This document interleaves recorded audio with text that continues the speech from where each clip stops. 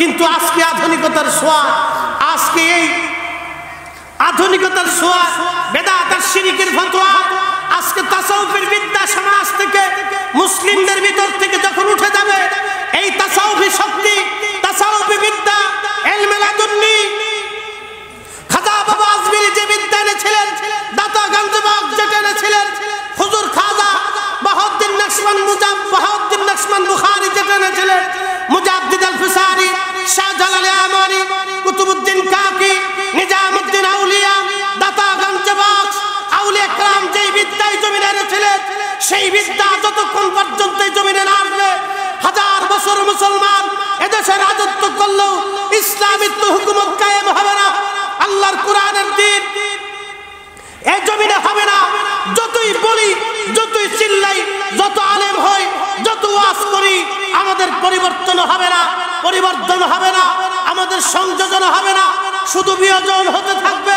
আধুনিকতার ছোঁয়ায় আমরা আজকে দিশেহারা, পথভ্রষ্ট হয়ে যাচ্ছি। যখনই আমরা আল্লাহর ওলিদের পথ মত ইলমে লাদুন্নির শিক্ষা অর্জন করতে পারবো, তখনই আমাদের কামিয়াব হবে। খাজা বাবা আজমিরি যেভাবে করেছিলেন সেভাবে হবে, নতুবা হাজার বছর চেষ্টা করলেও সম্ভব হবে না। এর নাম ইলমে লাদুন্নি, এর নাম ইলমে তাসাউফ। আজকে এই বিদ্যার কথা শুনলে আমার দেশে একদল এসে নাক ছিটকে বলে সব এগুলি বেদাত, নাজাইজ, শিরিক, মাজার পূজা, পীর পূজা, এই সমস্ত ফালতু বাজে কথা, এগুলি সব ডাহা মিথ্যা কথা। আল্লাহর ওলিদের দ্বীন দেওয়া ইসলাম আগেও ছিল, এখনো আছে, আগামীতেও চলবে। তবে শুনে রাখবেন, জেনে রাখবেন, আরেকজন খাজা বাবা আজমিরির আগমন বাংলাতে, পৃথিবীতে হবে। আবার খাজা বাবা আজমিরির মতো কোন অলির জন্ম হবে, আবার সারা পৃথিবীতে এইরকম আল্লাহর দ্বীনের আলো ছড়িয়ে যাবে। কথা বলেন ঠিক না? ঠিক।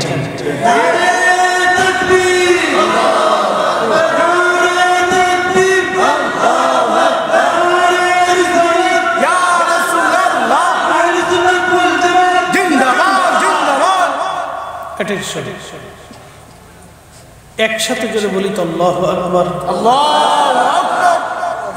আমার কথা কি আপনারা বুঝতে পারেননি?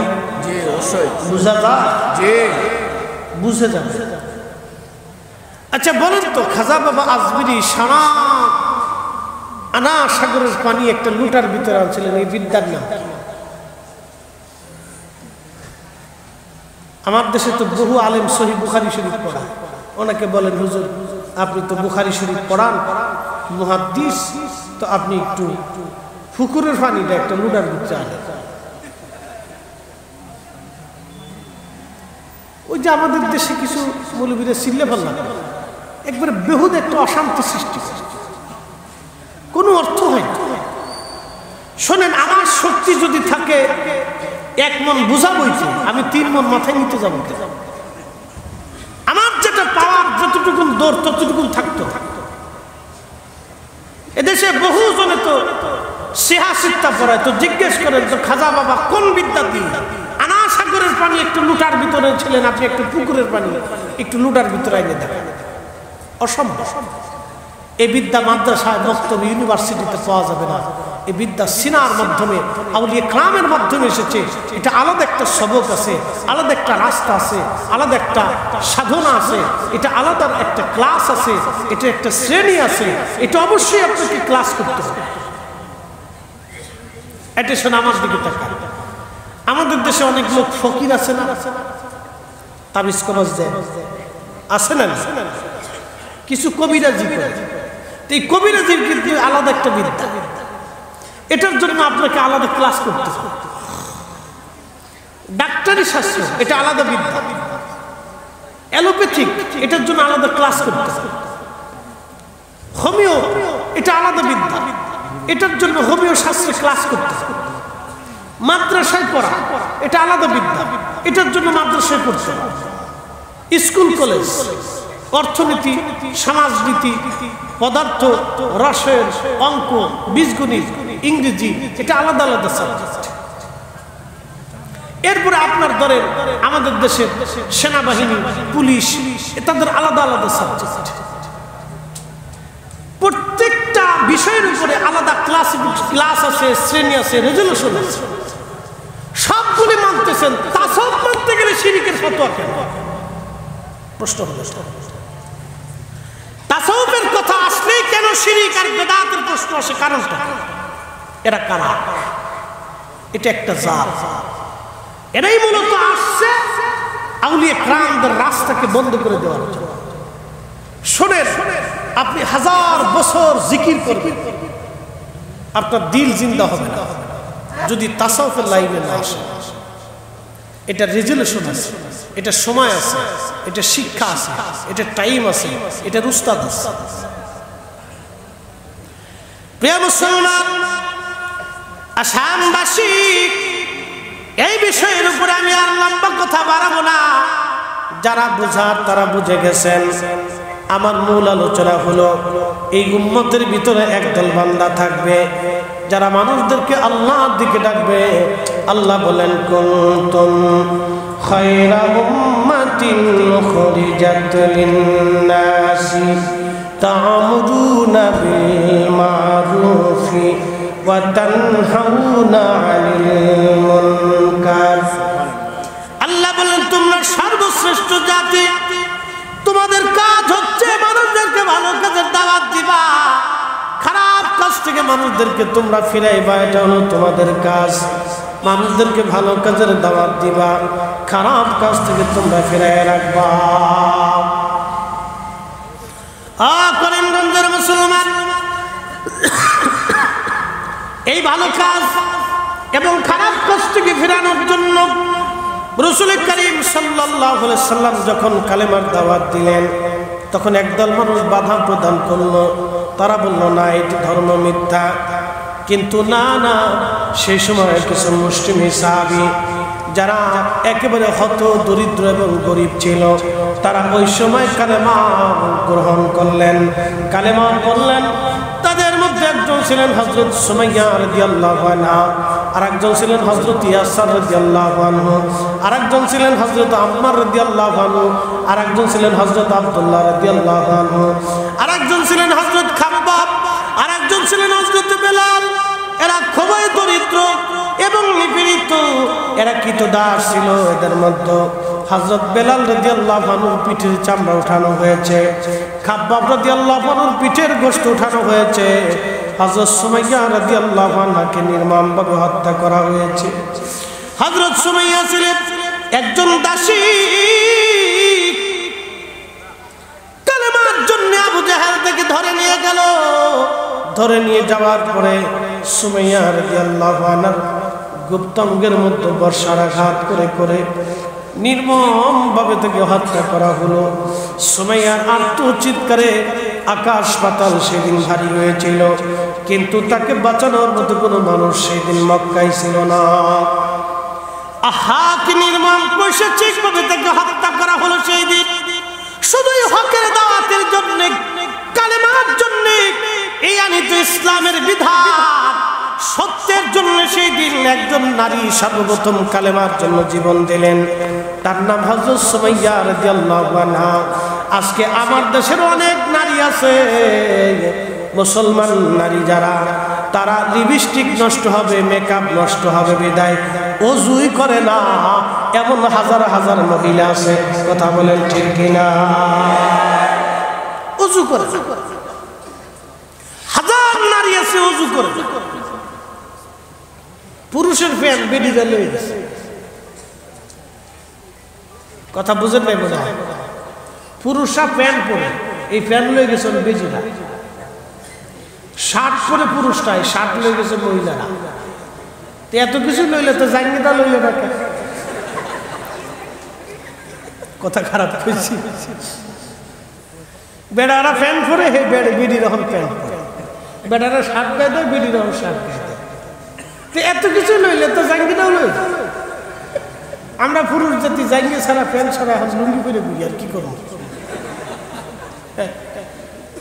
এত কিছু লয়ে গেলে তো লুঙ্গিটা লইলে নাকি? কারণ লুঙ্গিটাও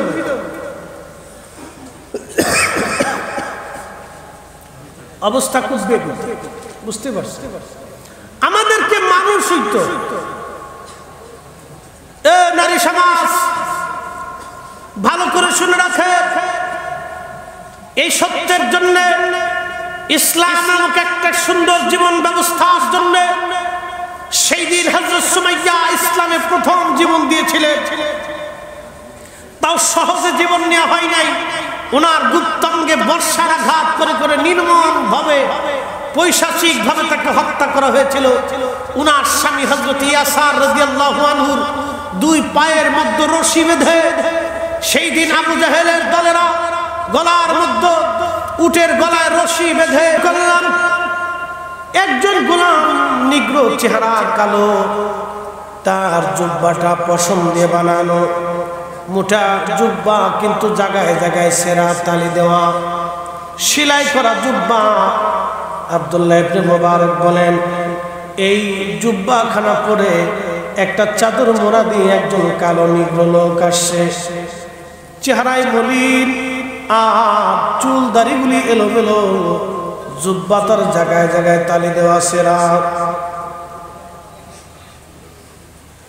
হাতের যে চাদর, এই চাদরখানা সেরা, চাদরখানা মাথার উপরে দিয়ে, একবারে মাথার উপরে দিয়ে মাথা খানা ঢেকে ধরে চাদরের মধ্যে হাতখানা দিয়ে এইভাবে আল্লাহর দরবারে হাত তুলে কাঁদে আর বলে, আল্লাহ এতদিন আমি আসি নাই, আজকে আসছি, যদি বৃষ্টি না দাও তোমার গোলাম এই কাবা থেকে যাবে না। একবার জোরে বলা যাবে কি মারহাবা।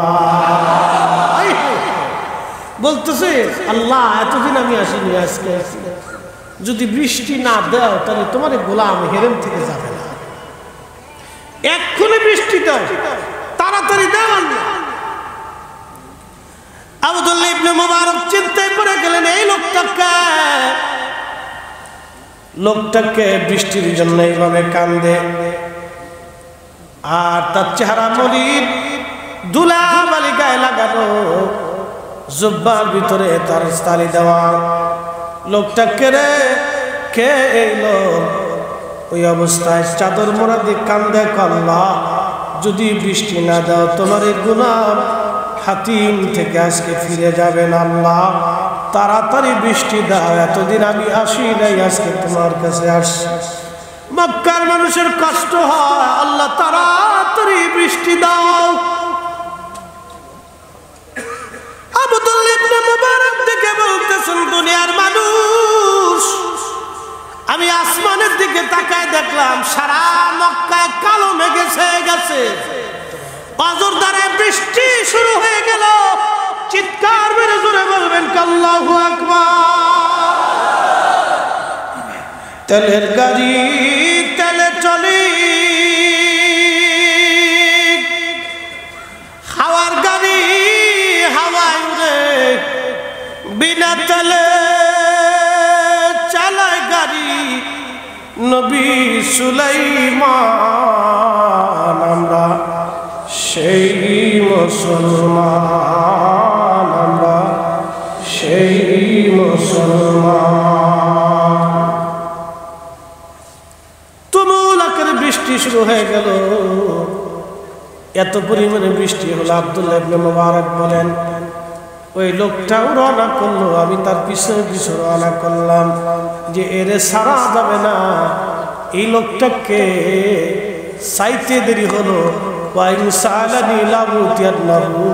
আসতে দেরি হলো না। কে লোকটা, কে যে চাইতে দেরি হলো, আসতে দেরি হলো না।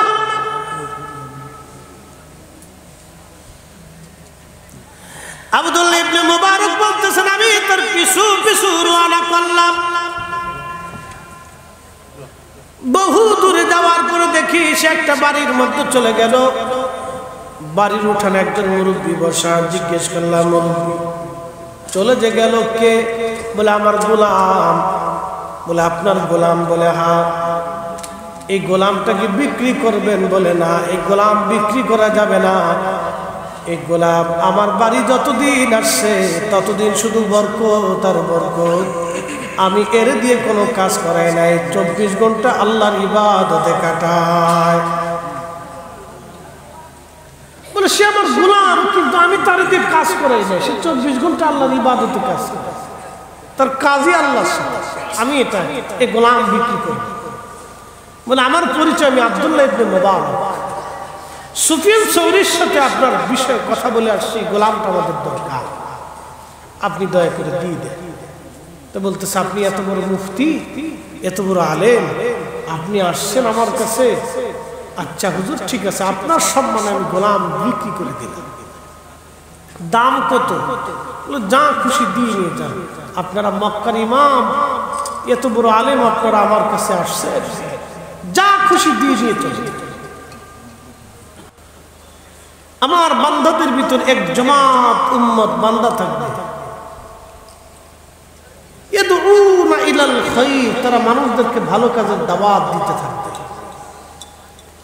একসাথে বলবেন আল্লাহু আকবার। বলেন তো কোরআন শরীফের কোন আইন, কোন বিধান, কোন কথা আজ পর্যন্ত মিথ্যা কেউ প্রমাণ করতে পারছে? কিয়ামত পর্যন্ত আর কোন সুযোগ নাই।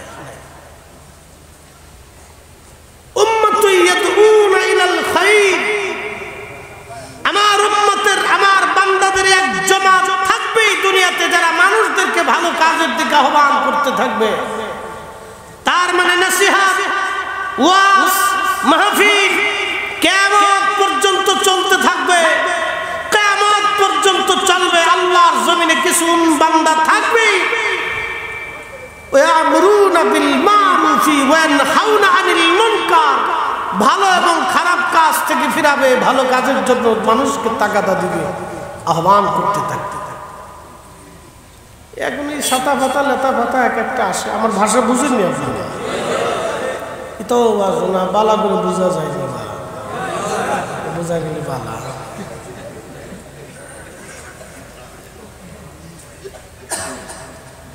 এই সিলেটি জীবনের প্রথম এক সুনামগঞ্জের জগন্নাথপুরে গেছি, জিগে বাজার কত দূর? সব বাক্কা দূর। বাক্কা কি? সব বাক্কা দূর। বাক্কা কি? সব বাক্কা দূর। আমি তো বাক্কা বুঝতেছি। ওরা এক ভদ্রলোক ধরে এসে বলতেছে তোর বাক্কা মানে অনেক দূর। মাশাআল্লাহ, বাংলা ভাষা শিখছি তো দেখতে। বাংলা ভাষার সৃষ্টি ভারতের নদিয়া, লালন পালন কুষ্টিয়া, ঝিনাইদহ, যশোর, আহত হয়েছে যে কুমিল্লা, নোয়াখালী, নিহত হয়েছে যে চট্টগ্রাম, আর দাফন কাফন হয়েছে খাগড়াছড়ি, বান্দরবান। শেষ। বাংলার না।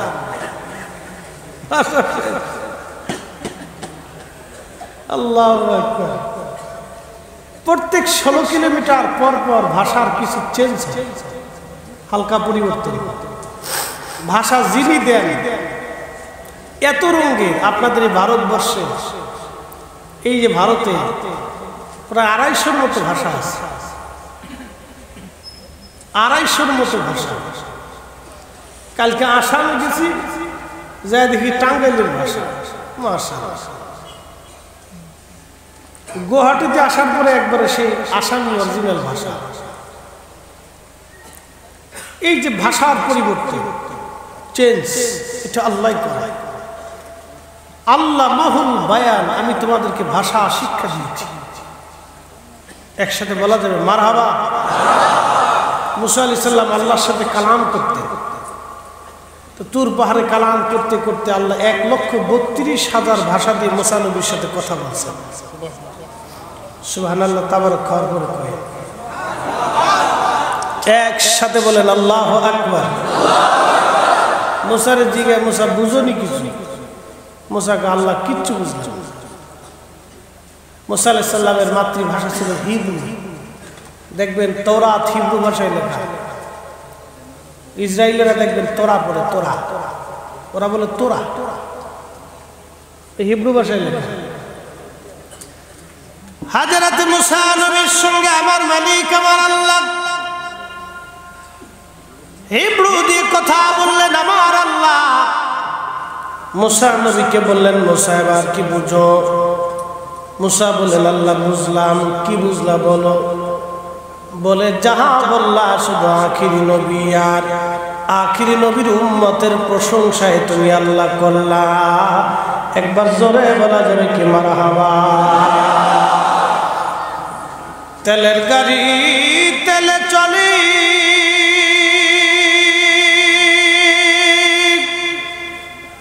হাওয়ার গাড়ি হাওয়ায় উড়ে, বিনা তেলে চালায় গাড়ি নবী সুলাইমান। আমরা সেই মুসলমান, আমরা সেই মুসলমান। রব্বুল আলামিন শুধু আখির নবী আর নবীর উম্মতের প্রশংসা করলেন আল্লাহ। আমাদের প্রশংসা আল্লাহ করছেন। বলেন আপনারা এবার আল্লাহ যে প্রশংসা করলেন এটা কি অন্যায় করার জন্য না ন্যায় করার জন্য? ন্যায় কাজ করার জন্য। আল্লাহ প্রশংসা করলেন এই উম্মতের কারণ কি? এই উম্মতের হায়াত হবে কম, নেকি হবে কম, জান্নাতে যাবে সবার আগে। এই উম্মতের মাঝে যখন দাওয়াত দেওয়া হবে তখন এই উম্মত তাড়াতাড়ি দাওয়াত কবুল করে নেবে। হযরতে নূহ নবী 800 বছর ধরে পৃথিবীতে দাওয়াত দিয়েছেন। এক আল্লাহর লা ইলাহা ইল্লাল্লাহ বলো, লা ইলাহা ইল্লাল্লাহ বলো, আল্লাহ ছাড়া কোনো মাবুদ নাই তোমরা বলো। 800 বছর ধরে দাওয়াত দেওয়ার পরে মাত্র 83 জন মানুষ দাওয়াত কবুল করেছিল, বাদ বাকি আর কেউ দাওয়াত কবুল করে নাই। আর এই উম্মতের মাঝে হযরতে খাজা বাবা আজমিরি, খাজা মাইনুদ্দিন চিশতি আজমিরি সিন্ধি রহমাতুল্লাহ আলাইহি একা দাওয়াত করে করে 1 কোটি মানুষের কাছে কালেমা পৌঁছাই দিয়েছিলেন। একবার জোরে বলা যাবে কি আল্লাহু আকবার। তো খাজা বাবার দাওয়াতটা কেমন ছিল? অ্যাটেনশন, একটা পরিসংখ্যান। বাংলাদেশে মুসলমান আছে 18 কোটি, ভারতে আসে 50-এর উপরে, পাকিস্তান দিয়ে, আফগানিস্তান দিয়ে, ভারত দিয়ে, এই মায়ানমার দিয়ে, রাখাইন দিয়ে, নেপাল দিয়ে, ভুটান দিয়ে, আরো আনুষঙ্গিক এই সব এই অঞ্চল মিলে মুসলমান আছে প্রায় 100 কোটি। একটু জোরে বলবেন না মারহাবা। কত কোটি? আলেম আছে প্রায় 1 কোটি। বাংলাদেশে আলেমের সংখ্যা আছে প্রায় 50 লক্ষের উপরে। কি মনে হইতেছে বাংলাদেশে? প্রত্যেক বছরে রানিং 14 থেকে 15 লক্ষ আলেম প্রায় পরীক্ষার্থী, সমস্ত ক্লাস। 60টাখানি কথা না এটা। বাংলাদেশে 50 লক্ষের উপরে আছে। 1 কোটি আলেম আমরা যা করতে না পারছি খাজা বাবা আজমিরি একাতাই করছে। কথা বলেন না কেন? জোরে বলেন। সারা পৃথিবীতে হাজার হাজার মাহফিল, প্রত্যেক জুমাতে হাজার হাজার খতিবরা, লক্ষ লক্ষ খতিবরা ওয়াজ করে। এত মিডিয়া, ইউটিউব চ্যানেল, মুসলমান কয়জন হচ্ছে? আমরা কয়জনের কাছে সঠিক মতো আল্লাহর দ্বীনের দাওয়াত পৌঁছাইতে পেরেছি? খাজা বাবা আজমিরের জবানের ফয়জত সেই দিন কেমন ছিল? শাহজালাল ইয়ামানি মুজাররিদের জবানের ফয়জত সেই দিন কেমন ছিল? খাজা বাবা আজমিরের ওয়াজের ফয়েজ কেমন ছিল? সেই দিন না ইউটিউব, না চ্যানেল, না মিডিয়া, কিচ্ছু না। খাজা বাবা ওয়াজ করলেন আর কোটি মানুষ কালেমা পড়লো। তার মানে সেই জবান আর আজকের জবান এক জবান না। কথা বলেন ঠিক না বেঠিক? আমরা সঠিকটা পৌঁছাইতে পারছি। জবানের অনেক ফেরাক, অনেক পার্থক্য জবান। কি ওয়াজ সেই দিন খাজা বাবা করলেন যার মানুষ কালেমা পড়ে ফেলল। কি শক্তি ছিল খাজা বাবার সেই দিন। কিন্তু আমরা হাজার হাজার হাজার হাজার আলেমরা ওয়াজ করতেছি, মানুষের পরিবর্তন নেই। কয়জনকে মুসলমান বানাইতে পারছি, সঠিক মতো কালেমা কয়জনের কাছে পৌঁছাইতে পারছি, যে এই ধর্মটা সঠিক এটা আমরা কয়জনের কাছে মেসেজ পৌঁছাইতে পারছি। এটা আমাদের ব্যর্থতা। কারণ কি জানেন? এর পিছনে কারণ আছে। এর পিছনে কারণ হচ্ছে তাসাউফের একটা বিরাট শক্তি থেকে আমরা অনেক দূরে চলে আসছি। তাসাউফের একটা বিদ্যা থেকে আমরা অনেক দূরে চলে আসছি। তাসাউফের একটা সুপ্রিম পাওয়ার ওলিদের হাতে থাকে, যে সুপ্রিম পাওয়ারের বদৌলতে ইশারা করলে নদীর পানি উজানের দিকে রওনা করত, যায় নামাজ বিছিয়ে দিয়ে তারা পানির উপরে নামাজ আদায় করতে পারত। আকাশের দিকে তাকাইলে আল্লাহর আকাশ থেকে বৃষ্টি আসত। একসাথে যদি বলা যাবে আল্লাহু আকবার। পৃথিবী বিখ্যাত একজন মুহাদ্দিস এবং মুফতি ছিলেন, তার নাম আব্দুল্লাহ ইবনে মুবারক। ইমাম জৌজি 900 বছর আগে উলুল হাকাতের মধ্যে তিনি লিখতেছেন, আব্দুল্লাহ ইবনে মুবারক বলেন, আমি একদিন কাবা শরীফে উপস্থিত, কয়েক মাস পর্যন্ত মক্কায় কোনো বৃষ্টি নেই। বৃষ্টির অভাবে গাছ তরুলতা পাতা শুকিয়ে গেল, ঘাস শুকিয়ে গেল, উট দুর্বল হয়ে গেল, খেজুর গাছগুলি মরে যেতে লাগলো। এমন দুর্ভিক্ষের অবস্থা হলো যে বৃষ্টির অভাবে সারা মক্কায় কান্নাকাটি শুরু। মক্কার অধিবাসী যারা আছে সব উলামায়ে কেরাম সহ হেরেম শরীফের চারপাশে এসে আল্লাহর ঘর ধরে কাঁদতে লাগলেন। 1 মাস পর্যন্ত সালাতুল ইস্তিসকা হলো, কিন্তু বৃষ্টি না। চিন্তা করেন তো, আব্দুল্লাহ ইবনে মুবারক রাহিমাহুল্লাহর আজকের কথা না, সেই উত্তম জমানার মুসলমান তিনি, কিন্তু দোয়া হয় কিন্তু বৃষ্টি না। কারণটা হযরত আব্দুল্লাহ ইবনে মুবারক বলেন, আমি একদিন হাজার হাজার মক্কাবাসী হেরাম শরীফে এসে বাইতুল্লাহ শরীফের চারপাশে খোদার ঘর ধরে কাঁদতেছে, আল্লাহ বৃষ্টি দাও, কিন্তু বৃষ্টি নাই। আমি হাতিমে কাবা থেকে দূরে সরে আমি চুপচাপ বসে আছি, দেখি আজকে মুসলমানরা কি করে। আমি লক্ষ্য, অল্প টাকা দিয়ে কিনছি, কি নিয়ে আসতেছে, পথের মধ্যে গোলাম বলতেছে, হুজুর আপনি তো আমাকে গোলাম হিসেবে কিনে নিছেন, তা আমার কি একটু সুযোগ দিবেন? রাত্রিবেলা কিছু নামাজ আমার বাকি পড়ে গেছে, একটু আদায় করতে চাই। আচ্ছা ঠিক আছে, করো। তো পার্শ্ববর্তী এক মসজিদে ঢুকে সে নামাজ পড়তেছে। নামাজ শেষ হয়ে মসজিদ থেকে বের হয়ে আব্দুল্লাহ ইবনে মুবারককে বলতেছে, হুজুর মাফ করে দিবেন, আমি পৃথিবীতে বেশি সময় থাকবো না, আমার আল্লাহর সাথে কথা হয়ে গেছে, আমি আল্লাহর দরবারে চলে যাব।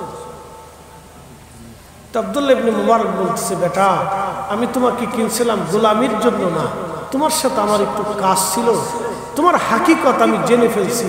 বলতেছে, হুজুর হাকিকত জানছেন বিধায় আমি চলে যাচ্ছি, দুনিয়াতে আর থাকার সুযোগ নাই, আল্লাহর সাথে আমার সালাতে কথা হয়েছে, আমি এক্ষুনি চলে যাব, ক্ষমা করে দিবেন।